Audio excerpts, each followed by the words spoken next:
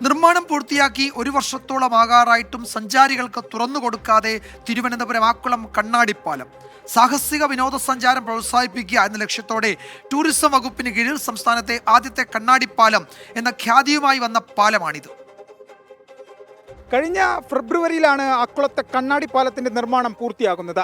ഉദ്ഘാടനത്തിന് ദിവസങ്ങൾക്ക് മുമ്പ് പാലത്തിൽ വിള്ളലുകൾ കണ്ടെത്തി. അതോടെ ഉദ്ഘാടനം മാറ്റിവെച്ചു. അറ്റകുറ്റപ്പണികൾ നടത്തി പാലം തുറക്കുമെന്ന് പ്രഖ്യാപനവും വന്നു. പക്ഷേ പിന്നീട് അങ്ങോട്ട് കാര്യങ്ങൾ എങ്ങും എത്തിയില്ല. സംസ്ഥാനത്തിന്റെ ടൂറിസം സാധ്യതകൾ ആകാശത്തിന്റെ ഉയരങ്ങളിൽ എത്തിക്കുന്നതായിരുന്നു ആക്കുളം ടൂറിസ്റ്റ് വില്ലേജിലെ കണ്ണാടി പാലം.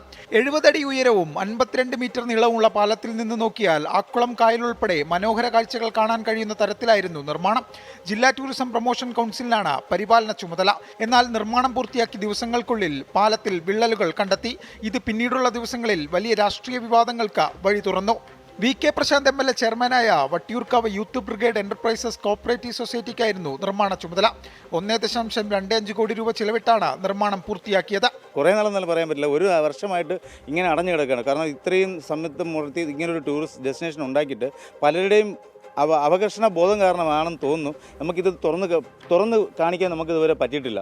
കാരണം നമുക്ക് ഈ ഒരു ഗ്ലാസ് ബ്രിഡ്ജ് തുറക്കുകയാണെന്നുണ്ടെങ്കിൽ നമ്മൾ ഈ ട്രിവാൻഡ്രത്തിൻ്റെ ഏറ്റവും വലിയ ടൂറിസം സെൻ്ററായി തന്നെ ഇത് മാറും. എത്രയും പെട്ടെന്ന് ഇത് ഓപ്പൺ ചെയ്യുകയാണെന്നുണ്ടെങ്കിൽ ഈ വരുന്ന ടൂറിസ്റ്റുകൾക്ക് വളരെ സന്തോഷമായേനെ. നിർമ്മാണത്തിൽ അപാകതകൾ സംഭവിച്ചിട്ടില്ലെന്നും പാലം എത്രയും വേഗം തുറന്നു നൽകണമെന്നും VK പ്രശാന്ത് MLA.